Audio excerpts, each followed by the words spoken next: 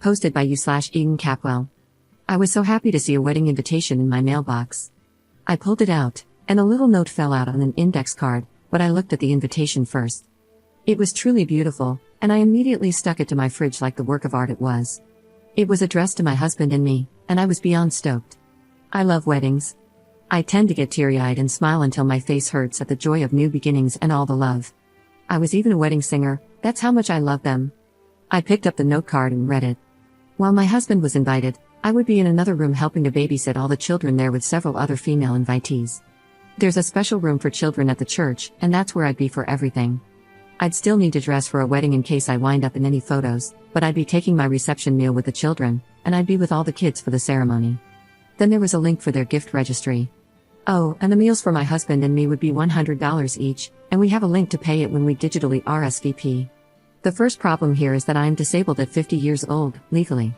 I use oxygen and a walker when I need to walk long distances. Sometimes, I have to give up the walker entirely and use a wheelchair.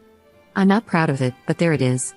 I could happily sit in a room and look at kids, but I'd be pretty useless to prevent a fall or stop a child from choking or anything else that would require me to move quickly. Second, my husband isn't the one who has been friends with these people since childhood. I am, so why would he be invited to watch the ceremony and be part of the reception, but not me? My husband said he'd happily watch the kids and let me attend the wedding and reception, but the invitation specified that only other female invitees would be watching the kids, so I doubt they'd let him. Is this a normal thing at weddings now? Do you pick guests to babysit other guests' children? Should I call them up and explain my health situation, even though they already know it and visit me during my multiple hospitalizations a year? I hate having to pull the health card, but honestly, what were they thinking? I confess that I feel offended and hurt that I'm nothing more than a babysitter to them who is expected to pay for my supper and babysit for free. Would I be wrong to simply tell them we won't be able to attend and to find another sitter? And if we don't go, do we still send a gift? Edit. I know these folks because my mom, rest in peace, and the bride's grandma were besties. So, I grew up with the bride's mom as an almost sister to me. We went to school together, graduated together, worked at the same place twice, and have been super close since. The bride is like a goddaughter, or at least I thought she was. I'm gobsmacked here. The church where they are getting married is a Southern Baptist church. They aren't members, and none of us are overly religious. They just liked the venue and booked it. I've never been inside, but it's lovely on the outside, and apparently, it has a childcare room that is big enough for a bunch of women and kids to comfortably stay in for a wedding and reception. We're all American. The groom's family is related to my family via marriage, and the bride and groom met at my house at a cookout a few years ago. I've always been way closer to the bride's family though. I knew that there had been a proposal. I got FaceTimed about 10 minutes after it happened, and my husband and I cried, laughed, wished them well, and oohed and awed over their story in the ring. I was expecting an invitation, sure, but not like this. The last time I had lunch with the bride's mom, she told me they're inviting around 200 people, so it'll be a large wedding with, I'm assuming, a ton of children. No, I don't hate kids. I love kids. I would have loved to have kids of my own, but my body just wouldn't do it. It took 2 miscarriages and a stillbirth to finally make me accept that it wouldn't happen for us. We are in the process of adult adopting 2 young adults that we brought into our home when we found out they were kicked out and homeless at 18. They've lived with us for years and we're making it legal. They call us mom and pop, and we're a family. I'm still considering my options. I've started and deleted multiple emails to the bride's mom. I'm a raw nerve right now, and my tone isn't the kindest.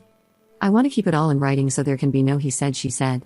I plan to ask if they incorrectly sent me the note about babysitting since they know I physically cannot do that. But every inception of the email led with, WTF Donna, so I need to think about it some more. Update 6 days later. I spoke to my friend, the mother of the bride, and I'm pretty upset. I've been bawling for most of the day. She called and said that they were getting a lot of backlash from the wedding guests. No one wants to pay $100 for dinner, and only 3 of the women asked were okay with babysitting. I told her I understood that the guests were upset because it's just tacky to 1, be asked to pay and 2, be told you are invited but only to babysit. I told her I would not be a babysitter, at all, like just no. She got mad and brought up how we were lifelong friends.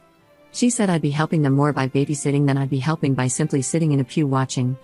I reminded her that I couldn't physically help at all due to, being legally disabled. She said they completely understood that and expected me to simply supervise the other sitters since they trusted me most. Again, I told her that I felt it was insulting to be voluntold, thanks Reddit for teaching me that word, that I'd be babysitting and that I had no desire to do that, especially not dressed in formal wear. Then we got to the truth. She said she didn't know if I'd be in a wheelchair that day or require a walker. That's fair, I don't always know which one I'll need. She said they wanted everyone in pews for the wedding video and that me sitting in a wheelchair would make me stick out and ruin the video and photos. I said, if I need a wheelchair that day, I can move to a pew, and my husband can put the wheelchair in another room or back in our car. I may not even need it that day. Then she said, well, space is limited in the pews. You would take up the space of 2 people with your purse and oxygen tank. I replied, no, I would not. I wouldn't bring a purse in, and the oxygen tank either sits on my lap or between my feet. It's like a little backpack. Then she said, well, having you in oxygen in the photos would be distracting from the other people. And there you have it. Words were exchanged, and she hung up on me. I haven't been removed from any social media yet, but I fully expect to be. I already feel awful for being this way at only 50 years old. I didn't choose this. I didn't want this. If she thinks it's awful to have it photographed, just imagine living with it. Which is what I told her before she hung up on me. I'm devastated, just devastated. Second update 8 days later. I'm not in the greatest headspace. I don't think I've ever been less okay, honestly.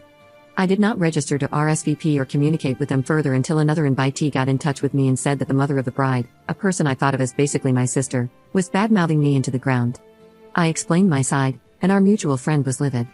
They told the mother of the bride and the bride that they were wrong to want to exclude me because I might or might not need a wheelchair and would have oxygen on my face. I could remove the oxygen for photos, they told her.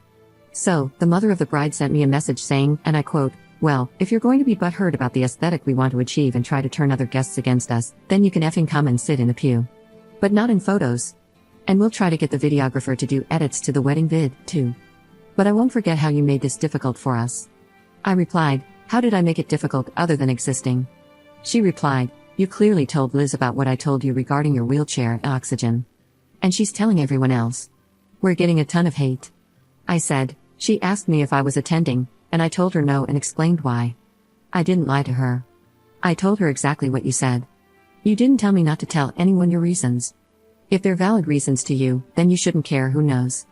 So, I'm now blocked by the bride, the mom, the dad, and the groom. A friendship I've had my entire life is over. A goddaughter that I helped nurture and care for is just gone now.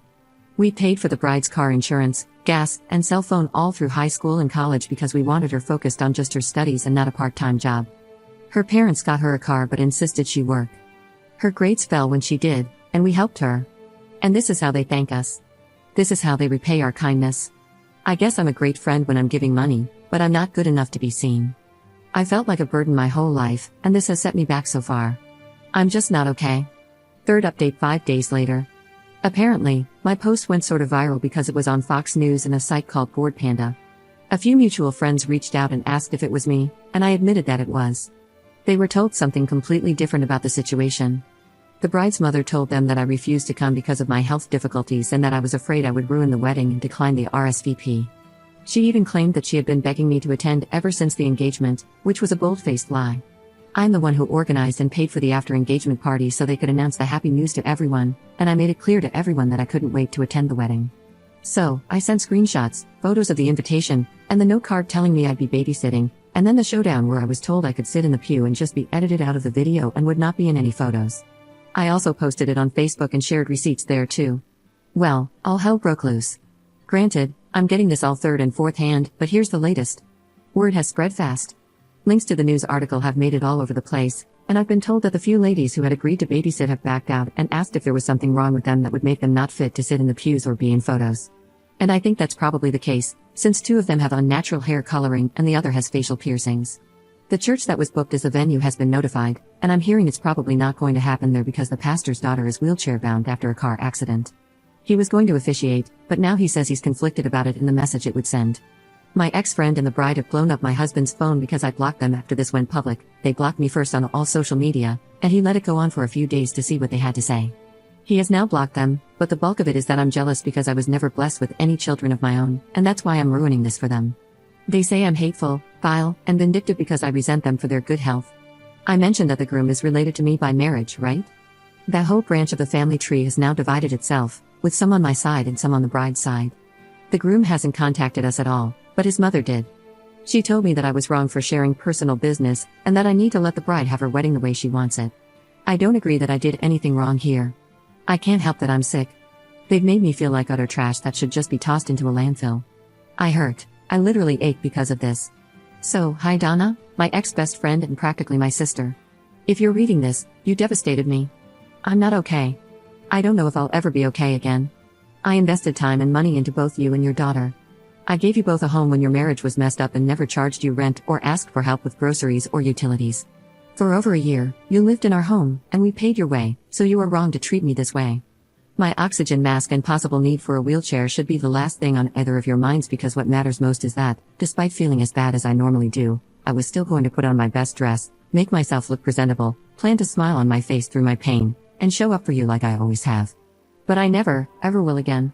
If people noticed me in your photos at all, it would have been because I had the biggest and most proud smile of anyone there, and they'd see the love I had for you radiating from the image. You will regret this one day when I'm gone, and you realize that there are more important things in life than a perfect photo.